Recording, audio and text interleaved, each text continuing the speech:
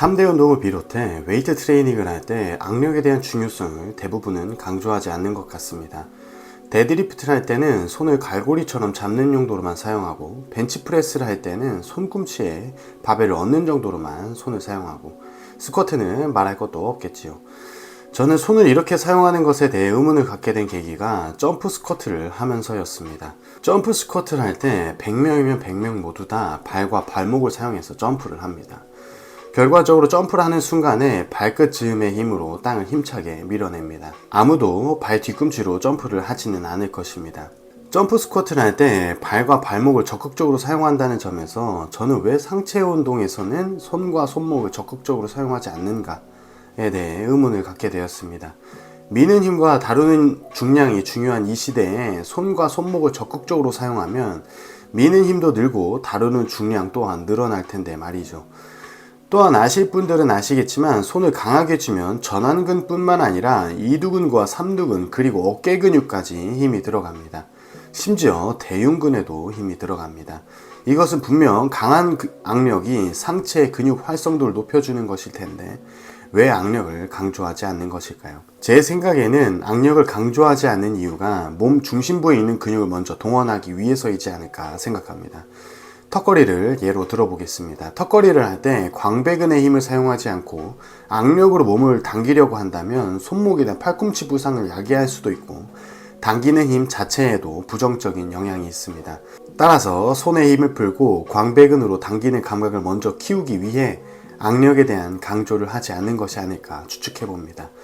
턱걸이뿐만 아니라 다른 운동도 마찬가지입니다. 로우 계열 운동, 풀다운 계열 운동, 데드리프트, 벤치프레스, OHP 등등 악력을 강조하지 않는 이유가 몸 중심부에 있는 근육을 먼저 동원하기 위해서라고 생각합니다. 그러나 몸 중심부에 있는 근육을 먼저 동원할 수 있다면 이제 악력도 적극적으로 사용해야 하지 않을까 생각합니다. 그래서 제가 실험을 해봤습니다. 풀오버,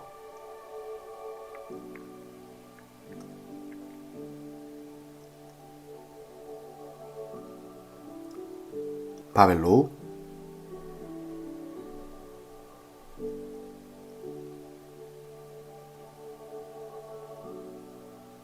데드리프트,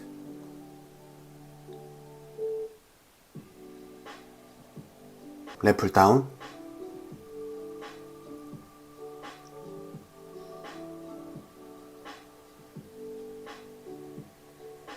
턱걸이,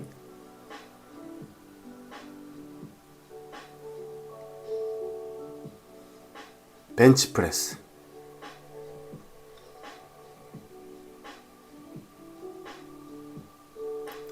OHP,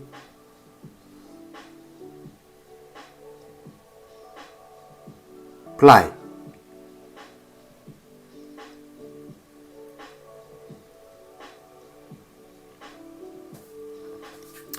그리고 저는 욕도를 좋아하기 때문에 인상과 용상에도 악력을 적용해서 해봤습니다.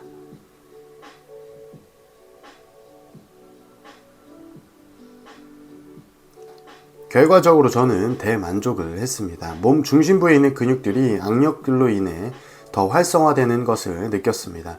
특히나 바벨로, 데드리프트, 역도에 있어서 몸 중심부 근육 중 하나인 광배근은 허리 통증과 부상 예방을 위해서도 굉장히 중요한 근육입니다. 저는 악력으로 광배근의 활성도가 높아진 것을 느낄 수 있었습니다. 벤치프레스나 OHP와 같이 미는 운동에 있어서도 저는 효과가 있었습니다.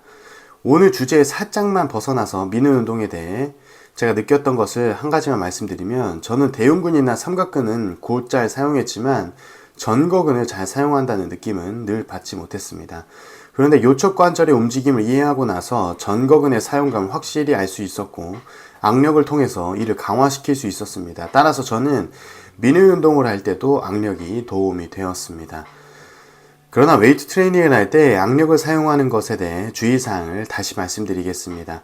몸 중심부에 있는 근육을 먼저 동원할 줄 알아야 웨이트 트레이닝을 할 때 악력을 사용하는 것이 유의미하지, 몸 중심부에 있는 근육을 먼저 동원할 줄 모르신다면 악력을 사용하는 것이 부상이나 통증을 유발하는 원인으로 작용할 수 있다는 점을 다시 한번 말씀드리겠습니다.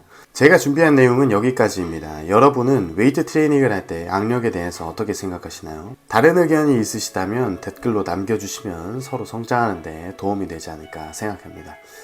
시청해주셔서 감사합니다.